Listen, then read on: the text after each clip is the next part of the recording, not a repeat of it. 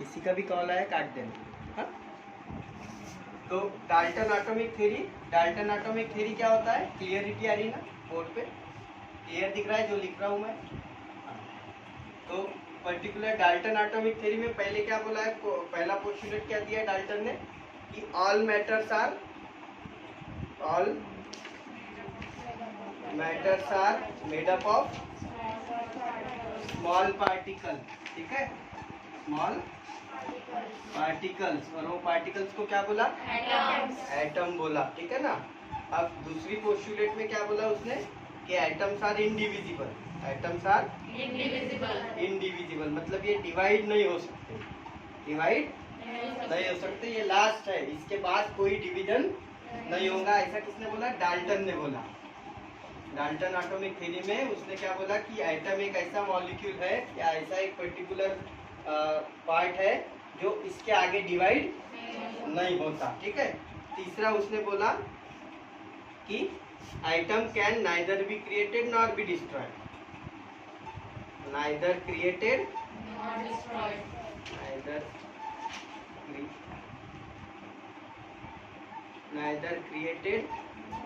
Nor destroy. ठीक है। उसके बाद और क्या बोला डाल्टन ने फोर्थ इसमें कि ऑल एटम्स जो होते हैं, एटम्स आर वेरियस काइंड। ठीक है ना। एटम्स जो होते हैं वो अलग अलग प्रकार के होते हैं। एटम्स आर, एक एक करके बताता हूँ मैं आपको, इसका डिटेल भी बताता हूँ। अभी सिर्फ हम क्या कर रहे हैं, इसको नोट डाउन कर दे रहे हैं। Various kinds. ठीक है ना। और काइंड्स के साथ साथ उसके एटम्स के वेरियस एलिमेंट्स भी होते हैं। मतलब एटम्स में सिर्फ मॉलिक्यूल ही नहीं आते, इसमें एलिमेंट्स भी आते हैं, वो भी बोला है। देन पांचवा पॉइंट क्या बोला है उसने कि all atoms are given in element identical. ठीक है ना, आइडेंटिकल होते हैं। अब ये चीजें हमने ऑलरेडी पढ़ चुके हैं, मैं आपको एक बार और एग्जांपल दूंगा कि जो आइडेंटिकल होते हैं एलिमेंट्स जो बनते हैं आइटम्स के, वो क्या होते हैं? आइडेंटिकल होते हैं। छठवां पॉइंट दिया है उन्होंने कि डिफरेंट मास के होते हैं। सबका मास साइज और वेट सबके डिफरेंट होते हैं, किसी का भी किसी से भी मैच नहीं होता। ठीक है। उसके बाद 7 पॉइंट दिया है कि जब केमिकल कॉम्बिनेशन होता है, 7 पॉइंट क्या बोला है? केमिकल कॉम्बिनेशन होता है इनका। क्या काट दो फोन।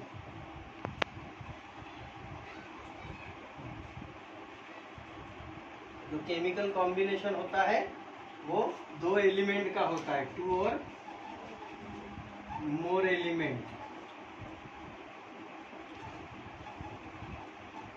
उसके बाद 8 पॉइंट बोला है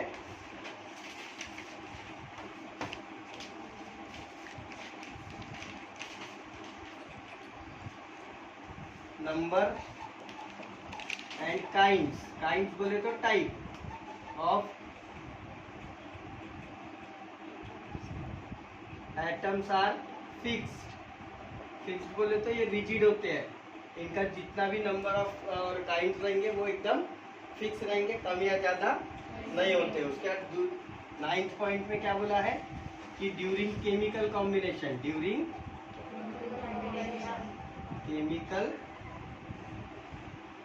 कॉम्बिनेशन एटम्स जो होते हैं वो डिफरेंट एलिमेंट्स के साथ कंबाइन होते हैं। काट दो फिर से। कंबाइन इन स्मॉल और होल नंबर। ठीक है, to form a compound. That 10th वाला पोस्टुलेट क्या बोलता है कि एटम्स जो होते हैं सेम एलिमेंट के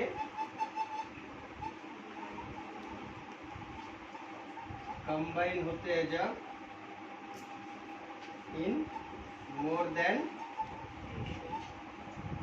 1 रेशो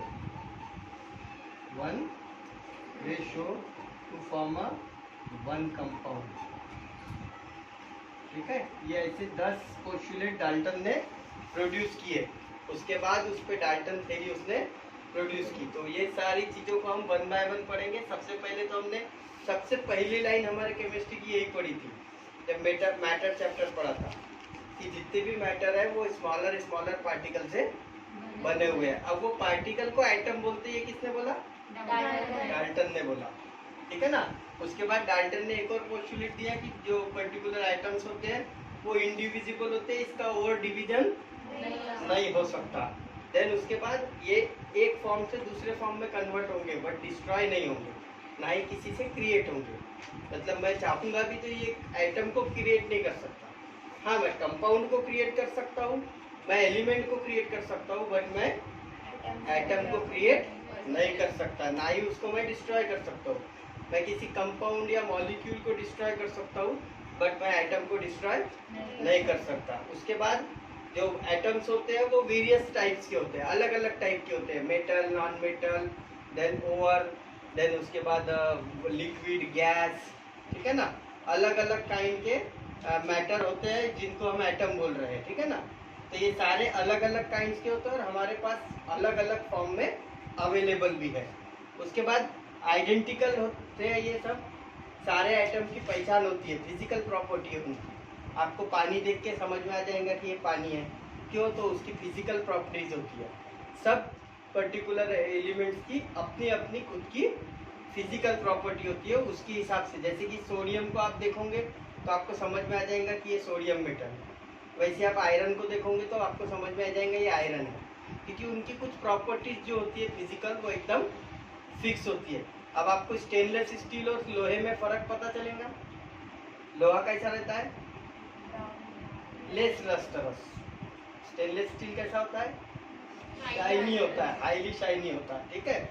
ये नॉन रस्टेबल है, स्टेनलेस स्टील जो है वो नॉन रस्टेबल है, आयरन जो है वो रस्ट करता है। तो उसकी पर्टिकुलर हर एलिमेंट की जो आइडेंटिटी है वो एकदम फिक्स है, उसके बगैर वो अपने पर्टिकुलर रूप को चेंज नहीं कर सकता। उसके बाद बोला है मास, साइज और वेट जो होता है हर एलिमेंट का वो डिफरेंट होता है। तो जैसे हमने पीरियोडिक टेबल के बारे में डिस्कशन किया था, ठीक है, कि पीरियोडिक टेबल में जो एलिमेंट है जैसे Na है तो Na का जो एटॉमिक नंबर है वो 11 है, मास जो है वो 23 है, राइट। अब Mg अगर बोलेंगे हम तो Mg का 12 है, 24 है। तो सबके मास, साइज और वेट सबके अलग अलग आएंगे। अब इसका मास 23 है, 24 है, तो इसका वेट कितना आएगा? अब वेट के डेफिनेशन क्या है? कोई बता सकता है what is mean by weight?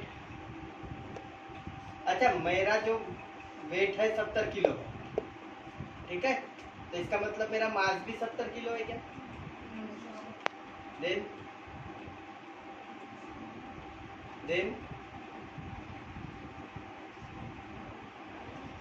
Wait और मास में क्या फर्क है? सेम आएगा। वेट और मास में क्या फर्क है? पहला चैप्टर मोशन डबल से रिपीट करना पड़ेगा मुझे, क्योंकि उसको पढ़ा ही नहीं हमने। स्केलर क्वांटिटी, वेक्टर क्वांटिटी, कुछ याद आया? Mass is a scalar quantity, weight is a vector quantity. क्यों वेक्टर क्वांटिटी है? कौन सी डायरेक्शन है उसमें?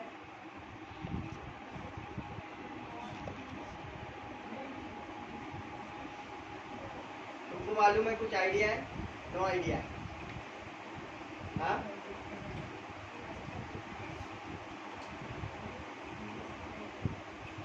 अरे ग्रेविटेशन फोर्स लगता है जब मास पे, तब वेट होता है। अगर मैं चांद पे चला जाऊंगा तो मेरा वजन कुछ और रहेगा, क्यों? क्योंकि चांद का ग्रेविटेशन फोर्स कोई और है। तो वेट जो होता है वो mass into gravity, mass into gravity. मेरा एक्चुअल मास जो है ना वो 7 kg, सिर्फ 7 kg। Actual mass will be 7 kg। मुझ पे 9.8 ग्रेविटी से मेरा मल्टीप्लिकेशन होता है, तो मेरा वजन 70 किलो आता है धरती पे, अर्थ पे। जुपिटर पे चले जाऊंगा तो मेरा 260 किलो है। समझ में आया? अगर मैं नेपच्यून पे चला जाऊंगा तो मेरा 739 किलो है, ठीक है ना, 749, क्योंकि सबकी ग्रेविटेशन फोर्स अलग अलग है। सभी प्लैनेट का अपना अपना ग्रेविटेशन फोर्स होता है, इसलिए वेट जो है वो चेंज होता है। अगर मैं स्पेस में चला जाऊं तो काट दो फोन, ठीक है ना। अगर मैं स्पेस पे चला जाऊं तो वहां पे कोई ग्रेविटेशन नहीं है, तो मेरा वेट भी जीरो होता है, बट मास जीरो कभी नहीं होता। Scalar quantity never be zero, vector quantity में बी जीरो, ठीक है ना।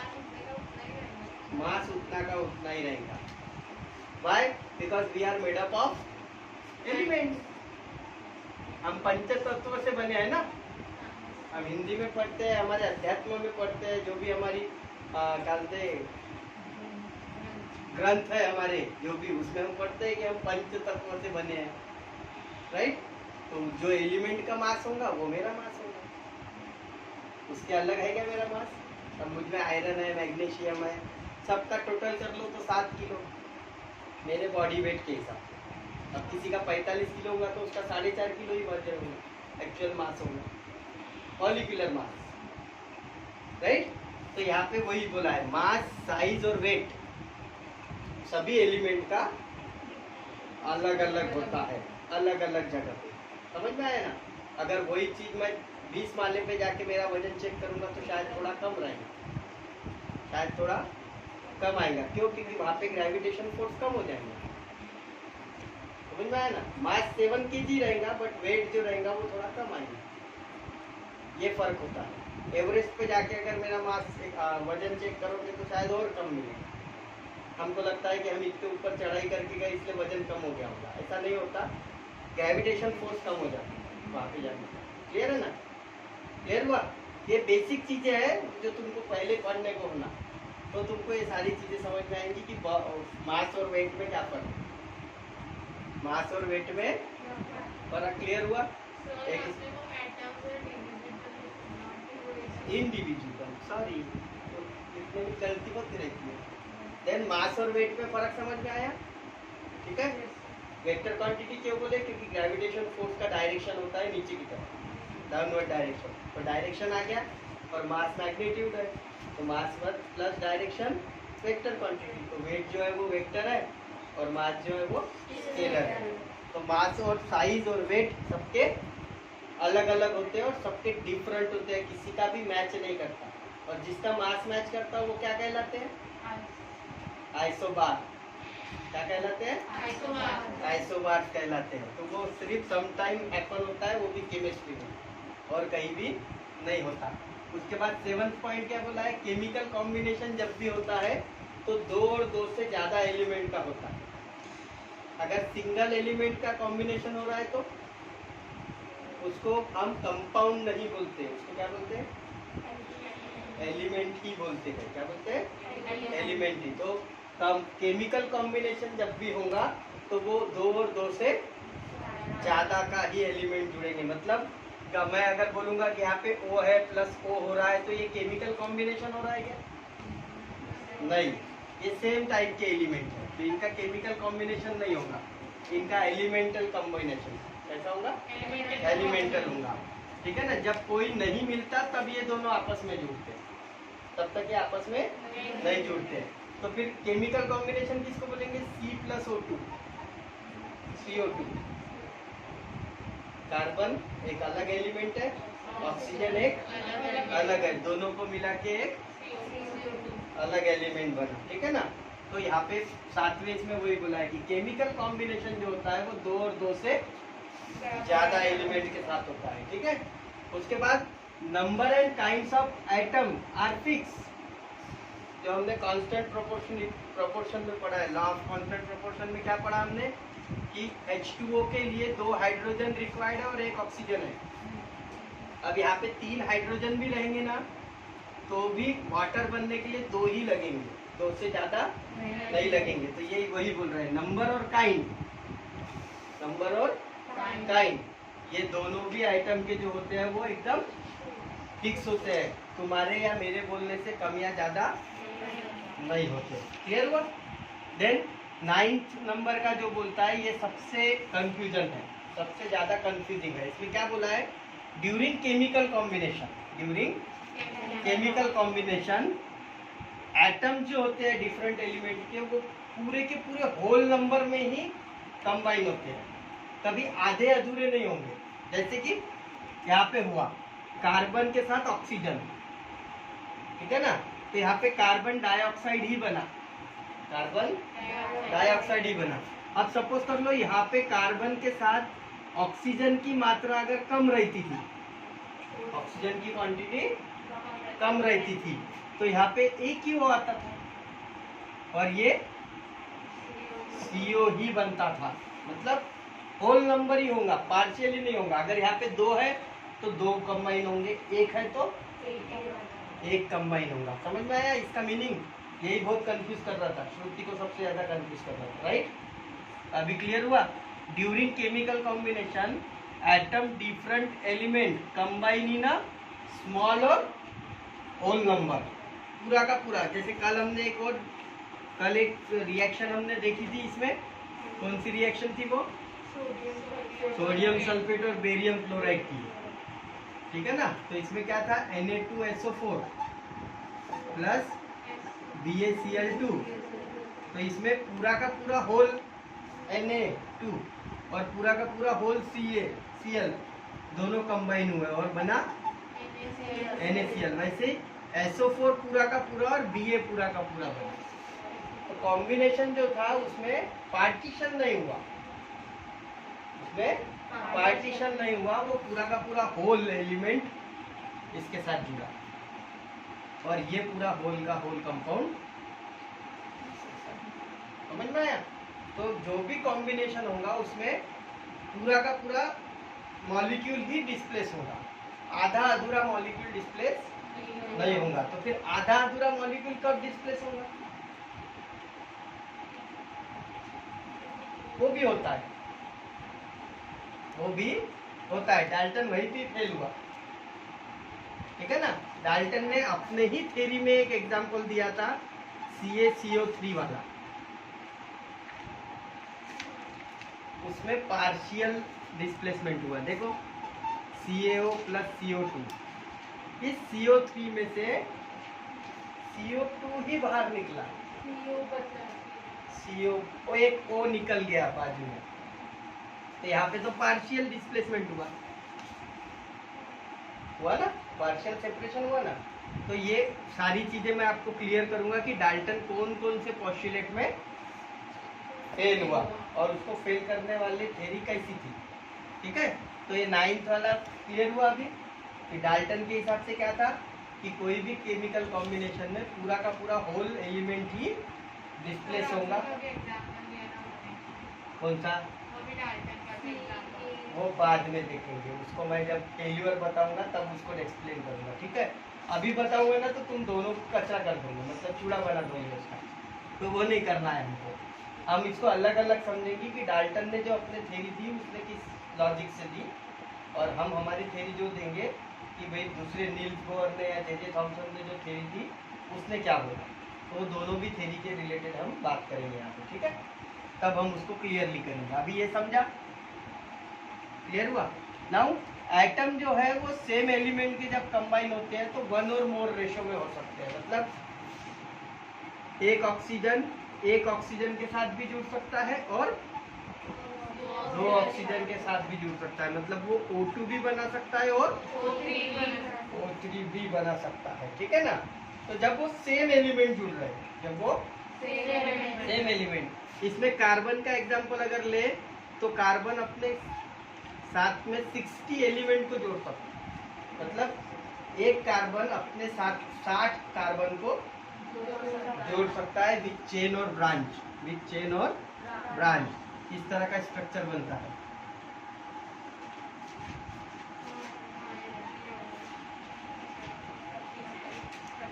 हनीकॉम्ब स्ट्रक्चर बोलते हैं इसको, ठीक है ना।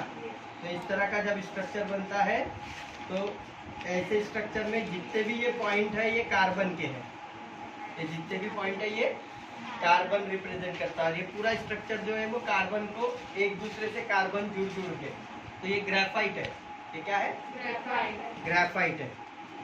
अगर यही स्ट्रक्चर 3 डायमेंशन हो जाए तो डायमंड। यही स्ट्रक्चर 3 डायमेंशन में जुड़ जाए तो डायमंड। ठीक है। और यही स्ट्रक्चर सर्कुलर फॉर्म में जुड़ जाए तो कार्बन नैनोट्यूब। कार्बन नैनोट्यूब जिसको बोलते हैं ब्लैक स्मिथ फुलरेन। बहुत बड़ा नाम है, अगले साल पढ़ने मिलेगा। ठीक है। अभी सिर्फ याद रखो ये तीनों भी जो है पोल के कार्बन के एलोट्रॉप है, कार्बन के टाइप है, कार्बन के काइंड्स है। जो यहाँ पे बोला है कि atom of same element combine in one or more ratio to form a one molecule. अब graphite is a molecule, carbon is a element.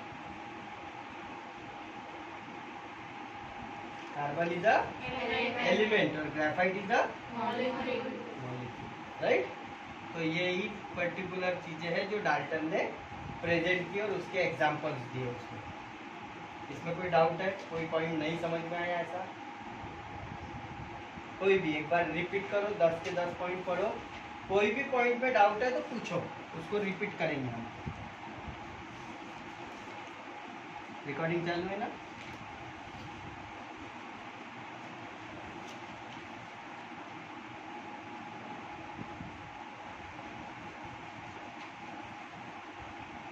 कुछ दिन रुक जाओ, फिर वो उधर के क्लासरूम में अगर शुरू हो गया ना तो फिर उधर के क्लासरूम में ट्यूशन शुरू हो।